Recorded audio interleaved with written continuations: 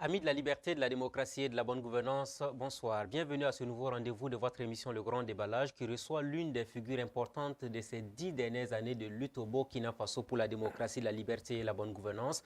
Monsieur Sama Karim, plus connu sous le nom de Sam Skaludja, est avec nous. Sam Skaludja, bonsoir. Bonsoir. Bienvenue sur le plateau de l'émission Le Grand Déballage. Comment va Sam Skaludja pour ces millions de Burkinabés qui nous regardent sur Burkina Info?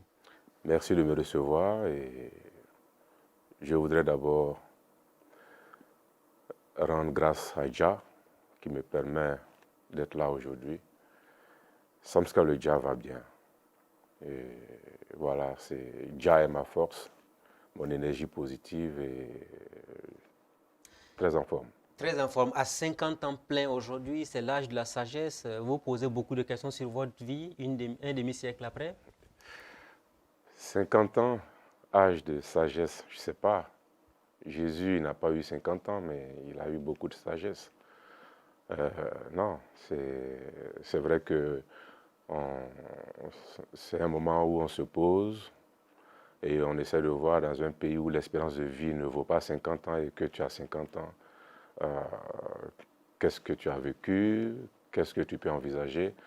Mais une chose qui me revient tout le temps, c'est que oui, il est temps de célébrer la vie, quoi. Il faut célébrer la vie, il ne faut pas trop se surcharger l'esprit. Et c'est vraiment très important. Célébrer la vie en faisant quoi concrètement? Se laisser Ben, aller au plaisir de la vie comme disent les jeunes aujourd'hui? plaisir de la vie, c'est relatif. L'esprit ne peut pas se dissocier du corps. Et le corps également est fonction de ton esprit. Et moi, je pense que je me considère comme étant un outil de Jah. Et l'outil de Jah se rappelle tout le temps cette phrase de Jésus dans la Bible. Il n'y a rien de plus grand que de donner sa vie pour son prochain. Et donner sa vie pour son prochain, c'est comme le médecin qui abandonne son lit pour pouvoir sauver des vies. Donner sa vie pour son prochain, c'est comme ce militaire, ce gendarme, ce policier. Pendant que les autres festoient, lui, il est au front pour pouvoir assurer votre sécurité. Donner sa vie pour son prochain, c'est comme l'instituteur, l'institutrice, pendant que les gens y dorment, préparent les leçons pour le lendemain. Donner sa vie pour son prochain, c'est le journaliste qui va sur le champ de bataille pour revenir avec des informations, pour tenir les gens alertes. Je voudrais qu'on ouvre le débat sur l'ouverture du procès de Thomas Sankara le 11 octobre. Pour vous, représente quelle date par rapport à ce procès important? C'est une date historique. Ouais. 15 octobre 87, j'avais 16 ans. Et 34 ans après, c'est une chose rendue possible. Et c'est l'occasion encore pour moi de saluer le combat de toutes ces femmes, de tous ces hommes, à l'intérieur comme à l'extérieur, qui se sont mobilisés depuis toutes ces années pour que ce jour-là puisse On n'y aboutir. croyait pas à un moment donné. Certains Bien ont sûr, dit avec le temps, finalement, on va oublier cette affaire Sankara et puis passer à autre chose. Sankara, on ne peut pas l'effacer. En fait, Sankara est dans une dimension que tout le monde ne peut pas comprendre. Je le répète, Sankara est l'un des rares chefs d'État sur cette terre autour de qui il y a eu autant de livres, autant de films documentaires, des travaux de recherche par des universitaires. Jusqu'aujourd'hui, ça continue. Et voilà. Moi, il y a des moments où je me demande si les Burkinabés aiment Sankara. Il y en a, oui, c'est normal, qui ne peuvent pas éteindre la haine qu'il y a dans leur cœur vis-à-vis de Sankara. Mais il y a des moments, il faut dépasser certaines choses. Sankara, c'est un parchemin. Vous avez fini par déifier Thomas Sankara, on a l'impression. Non. Justement, c'est ce que, quand on parle de Sankara, les gens pensent qu'on le fait avec passion. De toutes les façons, quelqu'un l'a dit, rien de grand ne se fait sans passion. C'est Hegel qui l'a dit. Voilà. Et il y a un peu de passion. Mais cette passion n'est pas une passion aveugle. Sankara, c'est quelqu'un de concret. L'Afrique, le monde entier, aujourd'hui, quand vous prenez la lutte pour la sauvegarde, la protection de l'environnement. Sankara l'avait commencé. Depuis combien d'années? La lutte pour les droits des femmes. Il a été très concret là-dessus. L'éducation pour tous, la santé pour tous, les logements pour tous. C'est d'actualité. Travailler de sorte à ce que les jeunes Africains restent sur le continent pour se réaliser. Avec l'immigration Il en aujourd'hui, avait la parlé. Méditerranée qui est devenue le plus grand cimetière du monde. Voilà. Le panafricanisme, au-delà même du panafricanisme, c'est-à-dire l'humanisme. Il était militaire, mais il le répétait. Le militaire n'a pas son âme pour traumatiser le peuple, mais plutôt sécuriser le peuple et donner confiance à ce peuple-là pour travailler. Quand vous voyez ce qui se passe à Pau aujourd'hui, des militaires qui descendent, qui font une descente punitive pour frapper une population à cause d'un pagne, il y a un souci. Les gens ont Mais sous besoin... Sankara, cela s'est produit et il avait pris des sanctions exemplaires Bien en son sûr. temps. Bien sûr. Au fait, c'est ça, quoi. Mais tout ça, c'est quoi? C'est l'éducation. Tout ça, c'est quoi? C'est la force qu'on donne aux institutions. OK? Donc, ce n'est pas une question pour moi de déifier Sankara.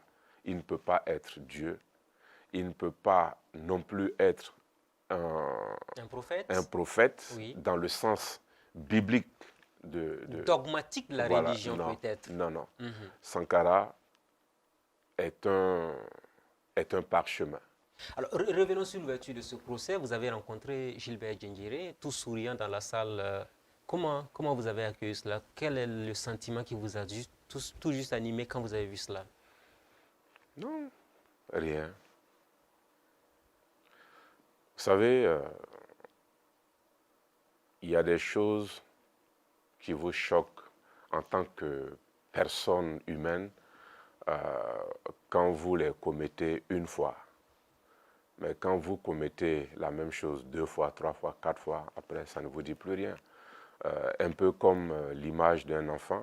Moi, je sais quand on était enfant, quand on disait qu'il y avait un décès dans le quartier, ben, tous les enfants ils disparaissaient du quartier.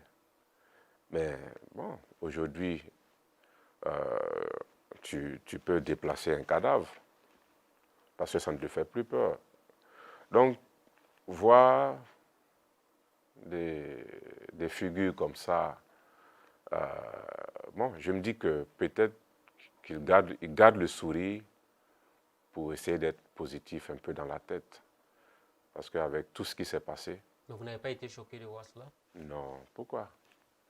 Moi, je ne suis pas là pour juger les gens. Voilà. Comme Bob Marley l'a dit, chaque être humain est un univers en lui-même. Et tu ne peux pas... C'est pas le sourire n'exprime pas toujours de la joie. Voilà. Face à des situations difficiles, quelqu'un peut rire, mais ce n'est pas un rire de joie. Voilà. Les gens n'ont pas la même façon de réagir face à des situations. Et lui, il a été formé. Voilà. Mentalement, ils sont aguerris. Parce que moi, j'ai rêvé d'être militaire, je n'ai pas pu être militaire. On reviendra sur ce chapitre de votre vie. Et la plupart du temps, sur YouTube, je regarde un peu les formations des légionnaires, des Marines et autres, tout ça. Voilà quoi. Avec beaucoup de passion, hein, beaucoup de charme. Oui. Alors, si on disait les 2 absents du procès, est-ce que vous espérez voir Blaise Compaoré et Hyacinthe Kafando revenir dans 10 jours? C'est ce que le tribunal a déclaré, sinon ils seront jugés par contumace. Oui, c'est ce que le tribunal dit. Le tribunal fait son travail. Oui.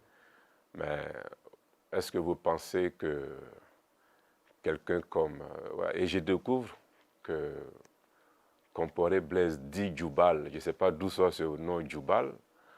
Est-ce que vous pensez que ce monsieur aura le courage de venir affronter le regard de Mariam Sankara? C'est justement cette image-là que vous cherchez à voir éventuellement? Ça ne peut pas arriver. Voilà. On nous a dit que la dernière fois où Blaise Compaoré a mis les pieds dans la famille Sankara, ça devait être en août 1987. Et depuis ce jour, c'est fini.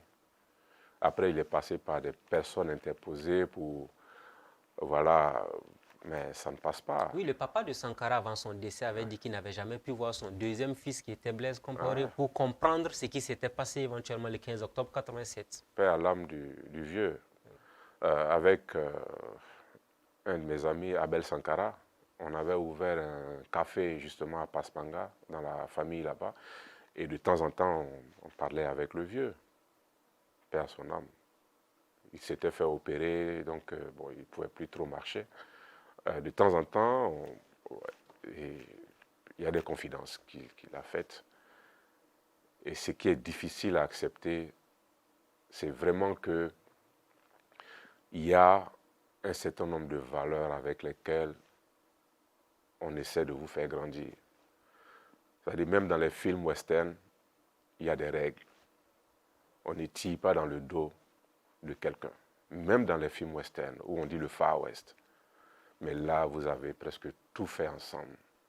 Tu étais même celui en qui toute la famille avait confiance. Parce que les frères, au lieu de faire des demandes, au lieu d'adresser des demandes à Sankara, ils préféraient le faire auprès de Blaise. Ah, c'est ce que le vieux vous disait comme confidence. Mais bien sûr, même les frères et sœurs, s'ils avaient besoin de quelque chose, c'était plus facile de les avoir avec Blaise qu'avec Sankara. Parce que Sankara, lui, il a toujours été l'homme rigoureux. Ouais. Ce n'est pas la famille, mais c'est l'État d'abord qu'il fallait primer en fait par rapport aux actions. C'est comme Fidel Kietega l'a dit un jour, Sankara c'est comme le rognier.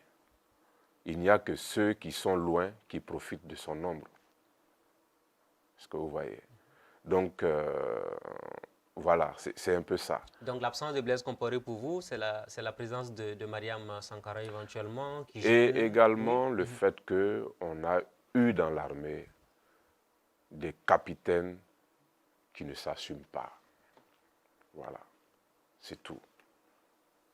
Et c'est dommage. Des capitaines qui ne s'assument pas. Oui. C'est-à-dire concrètement? Ben, il était capitaine à l'époque de l'assassinat de son frère d'armes. Tu as l'occasion aujourd'hui de venir dire c'est pas moi, ou plutôt c'est moi. Un peu comme cet échange qu'on a eu avec Jerry John Rawlings, paix à son âme également. Ben, ils ont organisé au Ghana une conférence nationale où des choses ont été dites. Une femme dont le mari avait été tué pendant la révolution de Rawlings est venue lui dire « Pourquoi tu as tué mon mari ?» Il a donné les raisons. La femme l'a giflé en public. Mais après, elle est tombée dans ses bras pour pleurer. Je te pardonne. Vous auriez aimé que Blaise Compaoré vienne faire la même chose devant Mariam Sankara? Je ne dis pas qu'il fera la même chose. Mais, vous savez, reconnaître ce qu'on a fait, c'est un début vers le pardon. À vous écouter attentivement, on a l'impression que si éventuellement Blaise Compaoré ne comparaît pas devant ce tribunal, on n'aura pas toute la vérité sur la mort de Sankara. Même s'il comparait, ah oui, on n'aura jamais toute la vérité sur la mort de Sankara. C'est pas possible. C'est pas possible. Alors pourquoi aller au procès si c'est pour juste... Non, le procès, oui. C'est... On est dans une démarche républicaine. Dans une république, c'est comme les Américains le disent, the rule of law, c'est la loi qui dirige tout. Alors, si on veut avoir une nation, comme on appelle, une démocratie qui tourne normalement, ben, il y a quand même des règles. Il y a un crime qui a été commis, il ne peut pas rester comme ça. Il faut qu'il y ait un jugement. Mais et les 12 personnes qui sont dans le box des accusés, est-ce qu'on ne peut pas espérer qu'avec ces derniers-là, on puisse avoir toute la vérité sur la mort de Sankara? Il y aura des éléments, c'est-à-dire le puzzle, il y aura des éléments qui vont permettre, de toutes les façons, moi personnellement, j'ai pu rencontrer beaucoup de témoins. Beaucoup de témoins? Depuis, quand j'ai initié Sankara Revival, quand j'étais encore à Waga FM, au centre de presse Norbert Zongo, parce que pour moi, je n'étais pas celui-là qui célébrait le 15 octobre. Le 21 décembre, c'était le jour où je célébrais Sankara. Le jour de naissance de Thomas Sankara. Parce oui. que beaucoup de gens ne savaient pas la date de naissance de Sankara. C'était la date de décès que les gens avaient dans leur tête. Donc j'ai initié Thomas Sankara Revival. où je faisais repasser ces discours, où j'invitais certains des acteurs de la Révolution. Boukari Di Le Lion est passé, Fidel Ketka est passé, Fidel Towe il est passé, Alouna Traoré. Ils sont nombreux que j'ai pu rencontrer. Chacun est venu dire un peu sa part de Voilà. vérité sur les événements que le pays a Voilà, connus, en fait. c'est ça. Même le vieux père Valère Sommet, paix à son âme, a également dit beaucoup de choses.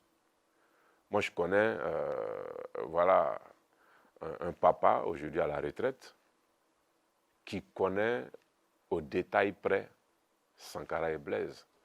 Mais il préfère ne pas parler. Parce que jusqu'à aujourd'hui, il n'arrive toujours pas à comprendre que ce qui s'est passé le 15 octobre ait eu lieu. Il n'arrive pas à se l'expliquer. Voilà. Et c'est côté valeur, ça ne passe pas pour beaucoup de gens. Des gens qui ne se connaissent pas, on peut comprendre. Mais des gens qui ont tout fait ensemble, c'est là où ça ne passe pas pour beaucoup de gens. Parce qu'on nous dit que, voilà, dès l'instant où vous avez mangé dans la même assiette, dès l'instant où les parents se connaissent, dès l'instant, il y a telle chose que vous ne devez plus faire. Mais aller jusque-là, bon, ça va pas. Sam Skalodia n'attend visiblement donc pas beaucoup de ce procès finalement. À vous écouter attentivement, ce serait un procès comme les autres. Chacun viendra dire sa part de vérité, mais la vérité n'éclatera pas. La vérité est que Sankara a été tué. Et ses compagnons. Quels sont ceux qui en ont profité? On les connaît. Et qu'est-ce qu'ils ont fait? Ils ont tenté d'effacer les traces de Sankara. Ça n'a pas marché. Parce que la dimension Sankara dépasse leur petite combine. Voilà. Les histoires de valises rocambolesques pour salir son nom. Aller traumatiser la famille en réveillant la maman à 3 h du matin, 4 h du matin, comme quoi des cuillères en or, des fourchettes en or de la présidence auraient été dissimulées dans la famille à Paspanga. Venir traumatiser tout le monde. Même les amis de la famille qui allaient rendre visite à la famille, on les menace, leur disant de ne pas rendre visite à la famille. Même la messe de Requiem qui avait été demandée pour le repos de l'âme de Sankara, les Djibril Bachelet l'ont fait interdire. Mais c'est quoi cet acharnement? Vous l'avez tué. C'est suffisant quoi? Pourquoi après, tous ceux qui veulent porter le deuil, vous vous croyez obligé de les en empêcher? Au fait, c'est ça qui est difficile. Et quand on se bat, ce n'est pas parce qu'il y a quelque chose contre Blaise, ce n'est pas parce qu'il y a quelque chose contre un tel, mais c'est parce qu'on se dit, ben, aujourd'hui Sankara, après Sankara, il y a eu Norbert Zongo, dans pratiquement les mêmes conditions, peut-être pire, où on tue des gens et on les brûle. Et vous pensez que non, il faut se taire, au nom de la réconciliation, il faut laisser passer. Mais ceux qui ne tirent pas leçon de leur histoire sont condamnés à la répéter. Donc, pour ne pas que ces choses-là se répètent, il faut un minimum d'organisation pour lutter. Oui, est-ce qu'il faut impérativement réconcilier le Burkina Faso avec son histoire? Parce qu'on a l'impression que tout le monde chante Sankara, mais les gens ne connaissent pas l'histoire de Sankara. Ils ne connaissent pas son histoire, oui. ne connaissent pas l'histoire de la Révolution. Il y a eu, pendant Sankara... Il y a eu des bribes d'informations qui ont circulé. Ouais. Les hauts faits de Sankara sont connus de la jeunesse, mais pas plus, on a l'impression. Non, ça fait quand même 34 ans. Oui, monsieur. Et quelqu'un qui a 34 ans aujourd'hui est marié avec des enfants. Pour ceux qui sont dans cette logique. Il y en a même qui ont des petits-enfants peut-être. Voilà, 34 ans quoi, c'est pas rien.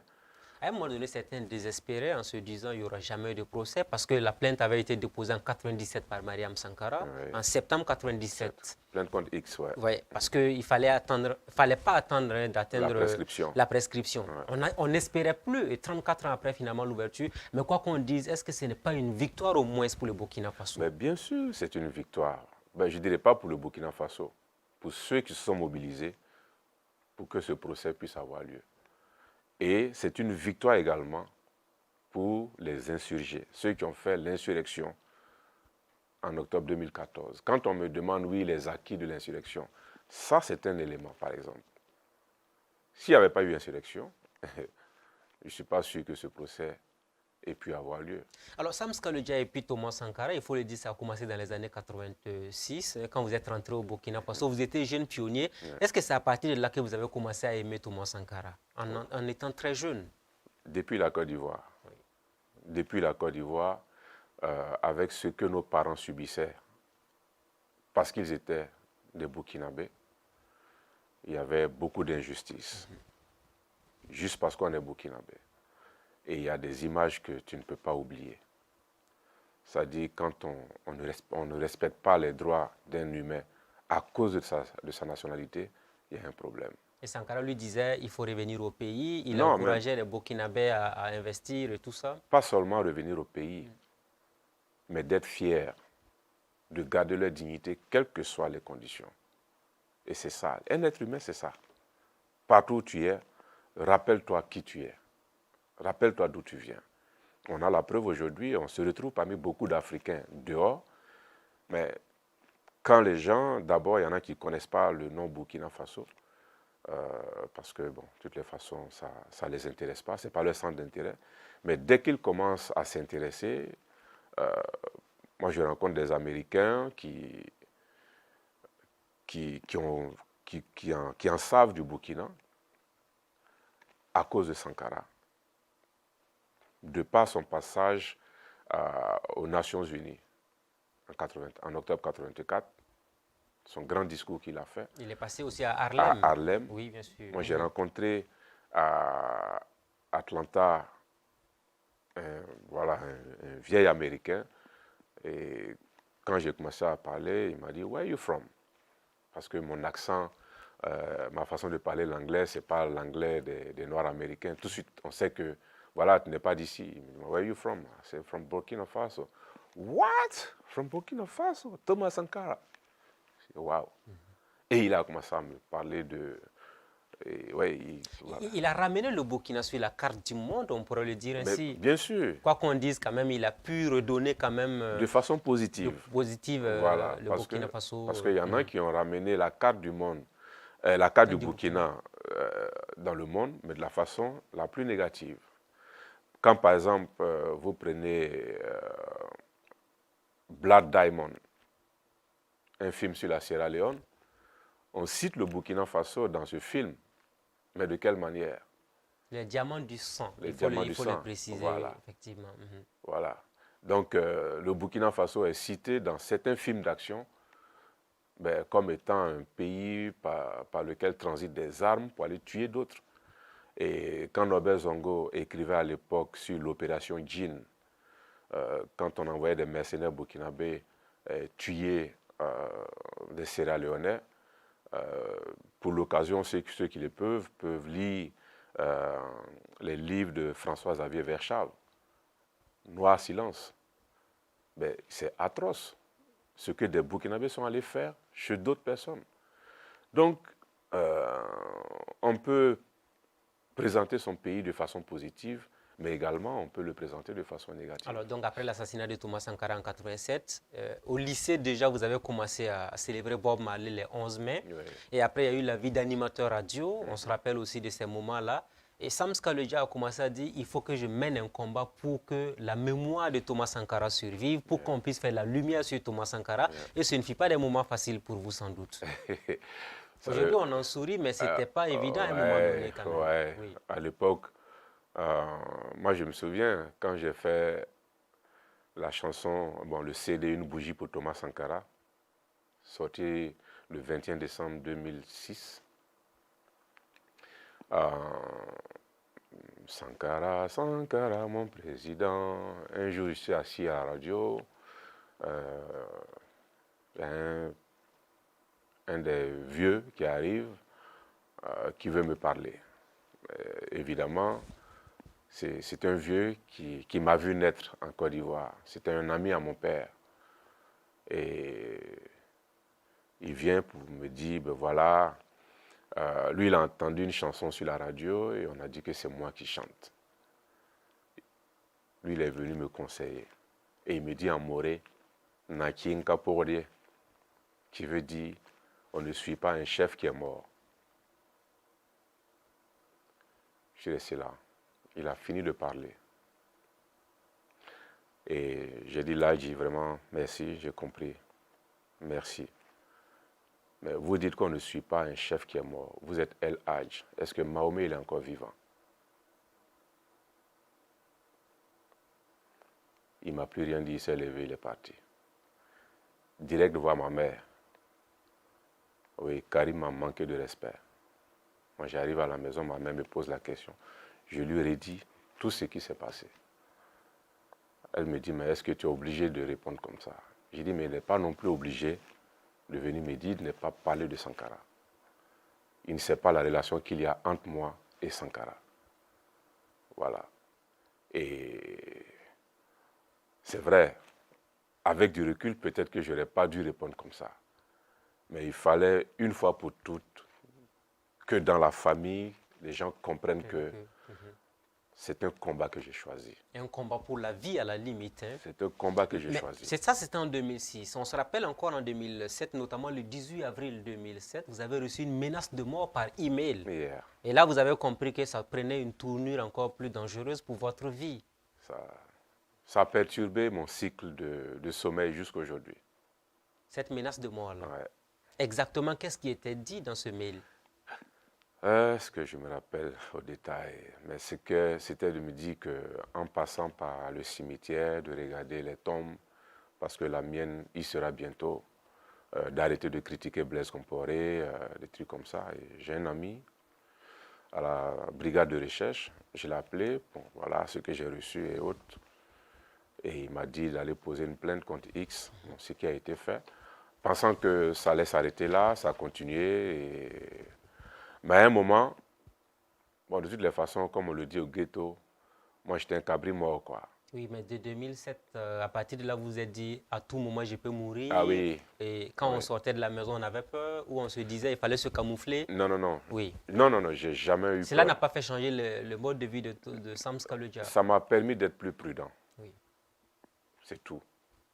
Entre-temps, il y a eu la naissance du ballet citoyen avec Smokey. Ouais. Alors aujourd'hui, avec le temps, rappelez-nous un peu comment, dans quelles conditions le ballet citoyen a vu le jour pour ceux qui sont les profanes de cette histoire-là. Le frangin, ouais. Ouais.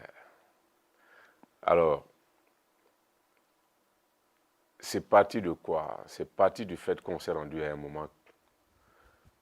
Il y en a qui pensaient qu'ils avaient le monopole de la lutte. On a milité, mais on s'est rendu compte à un moment qu'il y a des vieux pères qui ne poussaient pas trop, quoi. Voilà, on sort le 13 décembre, on tourne, après on vient, on s'assoit, c'est fini. Il faut attendre encore une autre date alors que c'est difficile. Avec le même cérémonial, Voilà. hein, dépôt de gerbes de fer Voilà. au cimetière, place de la Nation, Donc, et puis voilà. Et également avec Ciné Droit Libre, par l'entremise du frère Diallo, Ménès, on tournait un peu dans les provinces. Projection de films suivi de débats. Les films censurés surtout. Les films voilà, censurés, parce que voilà. les films que tout le monde ne pouvait pas Voilà. voir. Et le rapprochement, il a commencé. Et après chaque projection, on a le temps de faire un débrief. Et puis les jeunes qui, voilà, on ne comprend pas. Et puis après, on s'est dit qu'il faut faire quelque chose. Et quand la question autour de l'article 37 est venue sur la table, bon, une nation doit quand même arriver à respecter ce qu'elle a décidé de mettre en place comme fondement pour la suite à donner à l'avenir de la nation, c'est-à-dire la Constitution. Partout, il y a des amendements sur les constitutions. Aux États-Unis, je pense qu'ils en ont 27 à l'heure actuelle, 27 amendments. Mais c'est dans quand même un certain respect des institutions. Mais ici, on se rend compte que chaque fois, c'est fait pour que ce soit à la taille de quelqu'un, d'un individu. La C'est-à-dire, pérennisation du voilà, pouvoir de voilà, quelqu'un, en de fait, à la quelqu'un. limite. Donc ça ne pouvait pas passer. Et le Et balai citoyen, le nom, comment vous l'avez choisi? Est-ce que vous vous êtes dit à un moment donné, il faut choisir un nom pour balayer, de telle sorte que nettoyer la maison, un truc comme ça? non, après, au fait, concrètement, il n'y avait encore rien comme ça, mais on se disait qu'il fallait faire quelque chose. Des rencontres au centre de presse Norbert Zongo, de temps en temps on s'appelle, bon, lui il fait du rap, moi je fais du reggae, mais bon, ça ne nous empêche pas. Et c'est même bien plus tard que j'ai su qu'on était nés la même année, avec 22 ou 24 jours de différence entre nous. Et quand on a découvert ça, bon, Parce que les premiers moments du ballet citoyen, quand vous voyez, certains vous tournaient en ridicule en oui, bien disant, voici des sûr, gens qui ne vont voilà. rien avoir dans ce Voilà, pays. les Oui. drogués, voilà, la musique n'a pas réussi, il faut trouver d'autres moyens pour se faire de l'argent, voilà, patati patata. Et après un meeting, on se retrouve dans le café d'un ami, d'Imzouré, pour faire le débrief, quoi. Et c'est là, bon, on se dit, bon, il faut qu'on lance quelque chose. Et tout de suite, on essaie de réfléchir. Moi, je propose, j'ai dit, bon, le ballet. Il dit, ben ouais, c'est bon, le ballet, ouais. Mais il faut que j'explique pourquoi le ballet. J'ai dit le ballet parce que c'est un instrument qu'on retrouve dans toutes les familles. Et c'est pour nettoyer des ordures. Quand tu rentres dans une cour et qu'il n'y a pas de balai, ben, il faut te poser des questions. Et en plus, l'autre symbole du balai, c'est que c'est plusieurs brindilles qui font un balai. La brindille à elle seule, c'est difficile qu'elle puisse faire bouger une ordure. Donc, le symbole de l'unité pour pouvoir mener une action positive. Alors, il me dit, oui, c'est bon, c'est convaincant, mais balai, comme ça. Il dit, mais ici, on ajoute citoyen. Il dit, mais voilà. Et c'est comme ça que c'est Et parti. c'est parti comme ça. Parce qu'on est des artistes. Pour créer, c'est pas compliqué, man. Ballet citoyen. Et on a vu une sortie avec Zéphirin Diabré à la place de la Nation pour une conférence de presse. Du coup, les gens ont commencé à dire c'est l'opposition qui a créé le ballet pour vous financer en son temps. On a tout entendu. Oui. On a tout entendu. Et aujourd'hui, voilà, ces mêmes vieux pères-là, ben, ne nous disent pas bonjour. Ah oui. Ils ne vous disent plus Ah bonjour. ben c'est Est-ce que comme c'est ça. sérieux ce que vous dites là? Ah ben bien sûr, man. Voilà. Qui ne vous dit pas Moi, par bonjour? exemple, Oui. on me trouve trop radical. Voilà, le rasta là, il n'est pas facile. Non, je ne suis pas radical. Il y a des micmacs que j'aime pas. Et c'est ce qui a fait que il y a eu, je dirais pas bordel, mais j'essaie de trouver un autre mot. Après l'insurrection, tout ce qu'il y a eu, mais c'est parce que des gens ont refusé de s'assumer qu'on s'est retrouvé, voilà, dans des situations À où la limite, la lutte était collective, mais les destins étaient individuels. c'est comme, Chacun avait son agenda, en fait, à la voilà, limite. Chérif, si une fois l'a dit, on était couchés sur la même natte, mais on n'avait pas les mêmes rêves. Voilà, moi, quand on annonce la fuite de Blaise, des gens veulent que je vienne porter un message à la place de la Révolution au nom de l'armée. J'ai dit, il y a quelque chose qui ne va pas. C'est vrai qu'on a demandé à l'armée de se joindre à la lutte parce que la situation telle qu'elle était pouvait aller dans tous les sens. Mais de là à ce que Samska Luja, il porte un message pour l'armée, j'ai dit, ben, il y a un problème. Si vous ne pouvez pas trouver quelqu'un parmi vous pour porter ce message, je suis désolé. Mais tout ça, c'était quoi? Ma chance, je dirais, c'est mon expérience à la radio. Je sais le rôle de la communication. C'est, voilà. Et ça me revient tout le temps. J'étais même prêt à m'envoyer un véhicule qui est même venu à la patte d'oie pour me récupérer. J'appelais mon petit Rachid, ben, tu me prends en moto, quoi, parce que je ne comprends pas ce qui se passe. Tu arrives à la place de la Révolution, tu as au moins 10 slogans, personne ne... Voilà. Et les mêmes qui la veille te disent, oui, il faut prendre le micro pour dire louer au pouvoir, des trucs. Tu demandes, mais ça veut dire quoi? On ne peut pas te dire, non, il faut dire seulement. Je dis, mais moi, je ne suis pas là pour dire seulement, quoi. Je veux comprendre avant de dire. Et après, c'est parti dans tous les sens. Et on dit même que c'est vous qui avez finalement aidé Zida à arriver finalement au pouvoir. Bon, Voilà. si c'est le cas, c'est tant mieux. Ça veut dire qu'on est très fort. C'est un peu comme les gens disent aujourd'hui que c'est nous qui avons donné le pouvoir au MPP. Mais la plupart des gens qui nous ont combattus après tout ça, c'est qui? C'est dans ces mêmes officines-là. Monter des dossiers voilà, les Samska-Leja, ils ont reçu des milliards, des V8, moi j'ai des maisons que j'ai aux États-Unis, que j'ai achetées, également dans tel ou tel pays. Est-ce que vous avez qualifié tout cela d'un jeu de non-reconnaissance de la part de ceux qui vous ont vu lutter au Au Burkina Faso? début, Oui. c'était difficile à porter. C'était difficile. Mais après, on s'habitue. Après, on s'habitue. Jusqu'aujourd'hui, il y en a qui continuent de croire que tout ce qui a été dit est vrai. Et ça vous fait mal, hein? Non. C'est normal. C'est normal. Je pense que quand vous prenez, par exemple, pour avoir été étudiant, pour avoir, je ne dirais pas milité, mais pour avoir côtoyé un peu la lutte sur le campus, il y a une stratégie qui est très simple, qui est utilisée par beaucoup de politiciens, c'est celle de la démarcation. Il faut qu'on vous isole pour pouvoir vous taper. Et vous pensez que c'est ce qu'on a voulu faire de vous? Bien sûr, c'est parce que ça n'a pas marché. Et la chance, c'est quoi? Bon, dans une certaine mesure, ça a marché pour certains. Mais notre chance, c'est qu'aujourd'hui, il y a beaucoup de canaux d'information, surtout Internet. Et ça va dans tous les sens, à la limite. Oui, C'est comme une chasse aux sorcières contre les responsables du ballet citoyen à un oui, moment donné. oui. Mais parce que nous, on nous appelait les Zida Boys. Et Zida, malheureusement ou heureusement, pendant une interview, dit que, bon, peut-être qu'il reviendra. Et vous souhaitez qu'il rentre rapidement pour rétablir la vérité par rapport à tout ce qui s'est passé? C'est votre vœu? C'est un militaire. Et puis, c'est un grand frère. Il est assez grand pour savoir ce qu'il a à faire. Et vous souhaitez quoi pour lui qu'il rentre? Qu'il rentre. Moi, de toutes les façons... Apparemment, la question des IDA vous gêne. Hein? Non.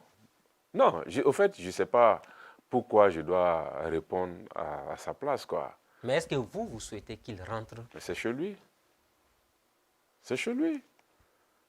De la même manière qu'on veut que Blaise y rentre, Zida, Et s'il doit faire face à la justice, qu'il puisse le faire éventuellement, comme tout citoyen normal. Attendez, là, la justice, c'est la justice, quoi. Moi, en tout cas, je sais que le jour où j'aurai affaire à la justice, je ne vais pas fuir. Voilà. Peu importe les circonstances, quelles que soient les conditions. Je serai là, man. Alors, moi, je veux qu'on fasse une escale quand même sur un événement le 28 octobre. Parce que quand on parle des Samska-Leja aujourd'hui, on voit juste la fin de la lutte et puis Blaise Compaoré qui a fui.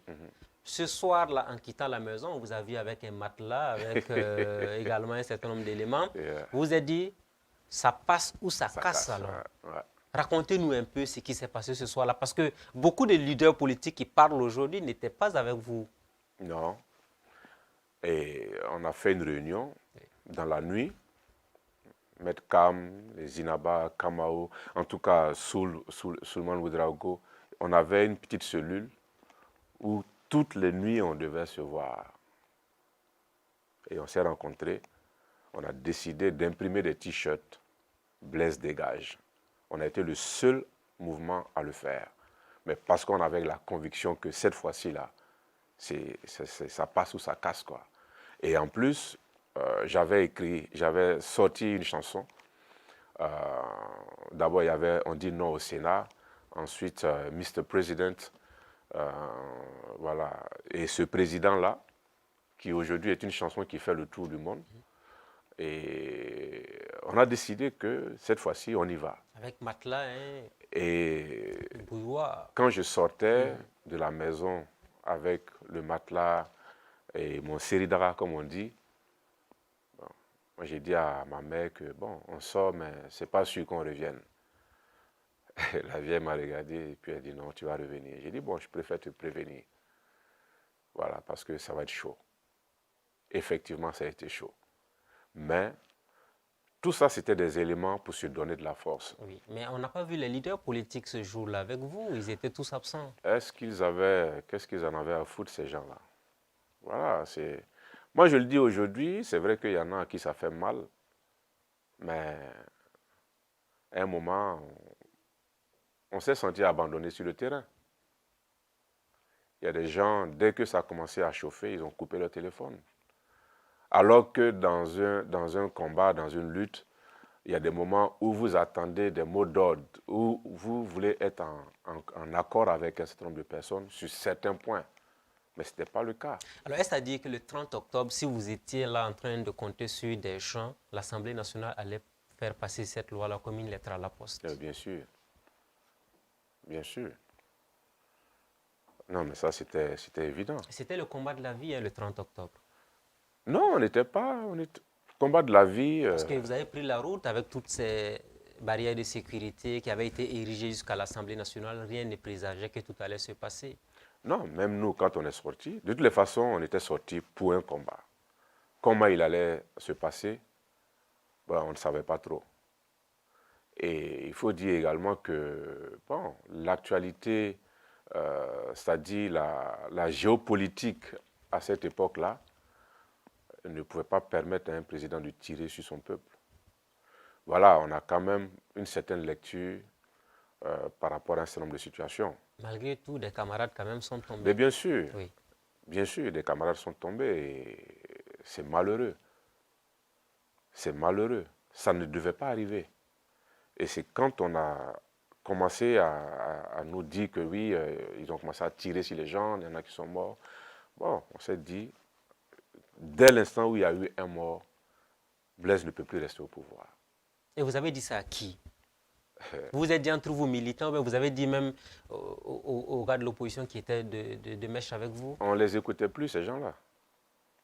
Parce que le 31, On ne les écoutait plus, nous. le départ de Blaise, encore une fois de plus, c'est vous qui avez dit qu'il fallait qu'il parte Oui, du oui, oui. pouvoir. Et puis ça a surpris plein d'entre eux. Voilà. Ils ont dû faire un discours, deux discours qu'ils ont rectifiés, re-rectifiés, tout ça.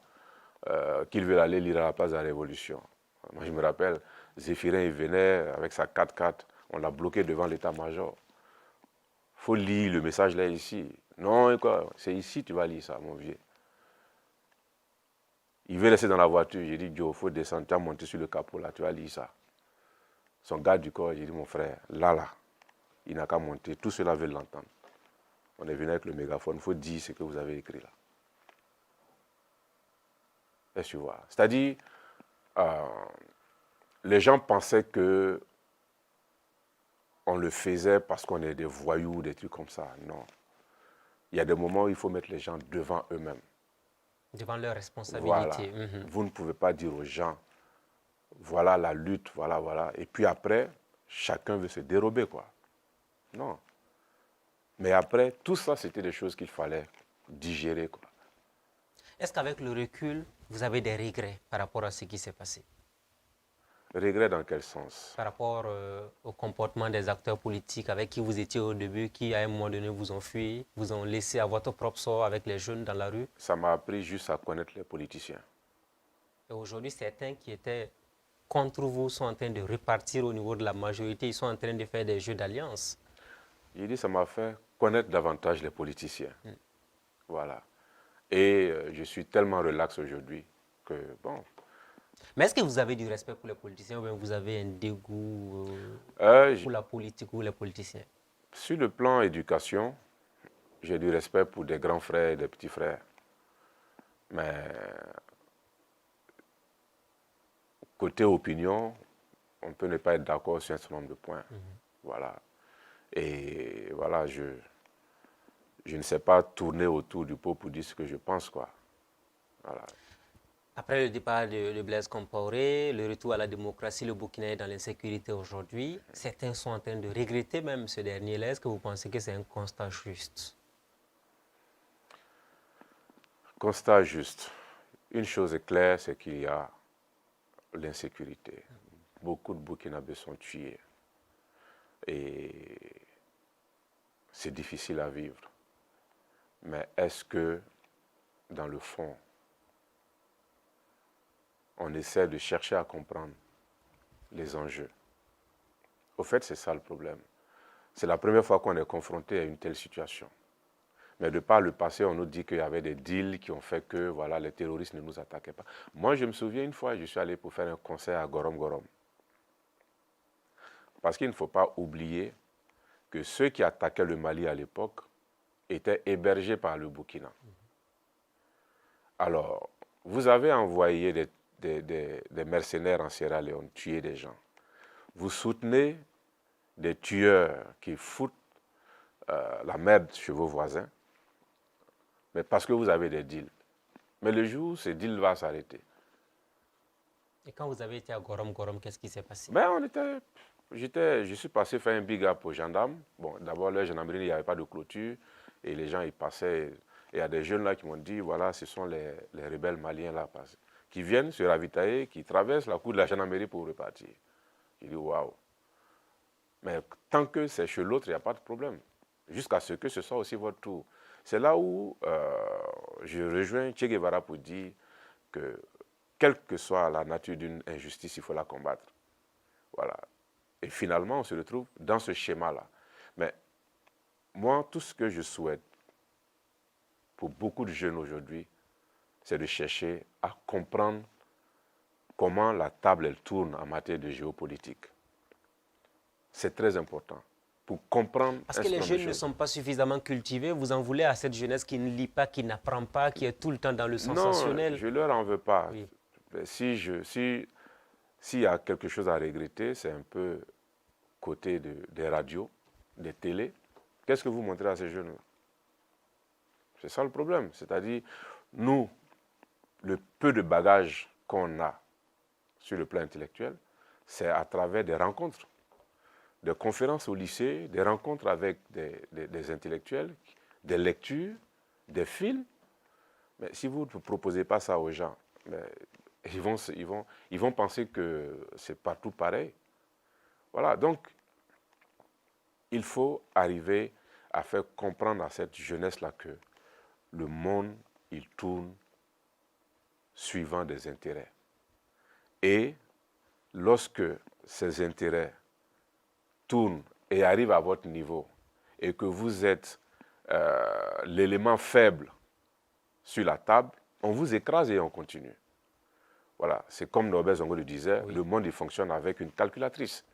Donc aujourd'hui, ok, on fait une enquête, des enquêtes. On se rend compte que, d'abord, qui vend les motos aux terroristes? Qui leur donne le carburant? Qui les soigne? Qui leur donne à manger? Et quand ils se déplacent, ils sont 200, 300, et on les voit. Et il y a un problème. Qui les ravitaille? Ce sont des Burkinabés. Les munitions, qui les leur donne? Il y a toute une organisation à mettre en place pour mettre fin à cette barbarie. Non, mais cette organisation-là même doit commencer. Parce que quand tu es hors du Burkina, ben, tu ne dors pas, quoi. Tous les jours, voilà, ils ont tué 20 militaires, 200 personnes. Et tu dis, mais waouh, ça ne va pas, quoi.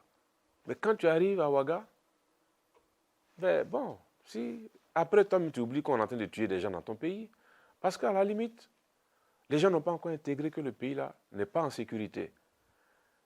Et tu vas encore trouver des gens qui pensent que oui, c'est parce qu'il y a eu l'insurrection que le pays est dans l'insécurité.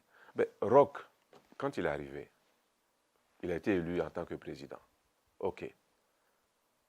Aujourd'hui, moi, je souhaite que des gens, de façon honnête, nous fassent l'histoire de l'armée burkinabé. Au fait, c'est ça. Ce n'est pas plus que ça. Qu'on nous dise, depuis que l'armée du Burkina Faso a été créée, quelles sont les différentes, comment on appelle... Les mutations que l'armée a connues, parce qu'il y a même eu le RSP à un moment donné, il y a eu toutes ces situations que le pays a connues. Oui. Le RSP est un élément dans toute la chaîne de l'armée. Mais vous avez l'armée de terre, l'armée de l'air, l'armée de ci, l'armée de ça, le génie militaire. C'est-à-dire, il y en a beaucoup. Dédougou, Bobo, Kaya, Dori, Po, et voilà. Mais quand, pendant le procès l'ouverture du procès de Thomas Sankara, on demande à des généraux s'ils peuvent être des assesseurs. Il y a un qui vient dire, parce que lui, il est vice-président du comité d'organisation du 11 décembre, ben, il ne peut pas laisser ça et être assesseur, juge assesseur. J'ai dit, waouh. Le gombo du 11 décembre, là, c'est plus important que ce qui s'écrit pour l'histoire du Burkina. Mais c'est comme ça. Donc, on n'a pas d'armée? L'armée a commencé à s'organiser. Et notre problème, c'est l'armée, Ben, en partie. Non, mais demandez à ceux qui sont dedans. Voilà, on a des frères qui sont dans l'armée. Il y a un problème de coordination. Le renseignement fait son travail, mais si le renseignement donne son travail et qu'il n'y a pas une suite à donner, qu'est-ce que vous voulez? Ou bien on attaque par ici, on n'a pas d'hélicoptère pour aller. Il y a un problème. Est-ce que vous pensez que, quelle que soit la volonté du président, d'abord qu'il n'est pas militaire, il ne va pas prendre un... Certains vont dire que Sam Skaleja défend Roch Marc Christian Kaboré. Bon, ça c'est leur problème, man. Tu vois? Sam Skaleja a dépassé cela Si visiblement. ce que je dis est contestable, on le conteste. Je dis tout simplement, l'armée burkinabé a une histoire que les historiens doivent pouvoir expliquer. En 2011, quand il y a eu la mutinerie militaire, il y a beaucoup de camps qui ont été vidés. Toutes les armes, pratiquement, ont été stockées au camp Navakom ici. Et moi, je me souviens, un militaire qui m'a dit que la plupart des militaires que vous voyez qui circulent, qui ont des armes, il n'y a rien dedans. Vous avez plein de camps où l'artillerie lourde a été désamorcée. Il n'y a pas de percuteur, il n'y a rien. Pourquoi? Parce qu'il fallait protéger un pouvoir. Les gens n'étaient plus formés au combat. Et c'est normal. Quand vous prenez la liste de ceux qui vont mourir au front, c'est des petits frères. Pendant ce temps, les gens s'accrochent ici à des postes de vice-présidence. Apparemment, ça vous a choqué. Mais bien sûr. Oui. Bien sûr. Alors, Sam Skaleja, on est pratiquement à la fin de cette émission. Je voudrais vous poser deux questions. Deux questions vraiment de fin. La première, c'est de savoir, Sam Skaleja, quand vous entendez les détracteurs du ballet citoyen, qu'est-ce que ça vous fait?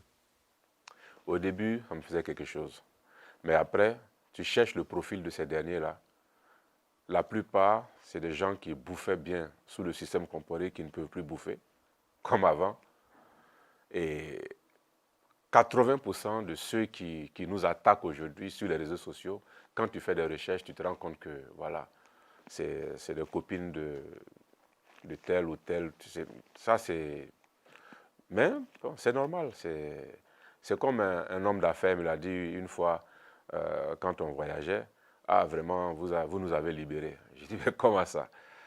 Parce qu'avant, pour faire les affaires au Burkina, il faut avoir l'aval du petit frère du président ou bien de la belle-mère nationale ou des trucs comme ça. J'ai dit, ah ouais, c'est comme ça. Hein? Il suivait le compte bancaire des gens. S'il y a de l'argent qui rentre, il faut qu'ils sachent. Et des trucs comme ça. Et tu t'imagines le nombre de gens qui ne foutaient rien, mais qui vivaient tranquilles, quoi. Vous avez des gens à qui on donne des passeports diplomatiques, juste parce que voilà, c'est des bons petits du système. Et voilà, donc 80% de ces détracteurs-là, c'est des gens dans ce truc-là. Voilà, ils ont des preuves contre nous. On dit, bon, sortez les preuves là et puis on va quitter ici. Mais on attend toujours.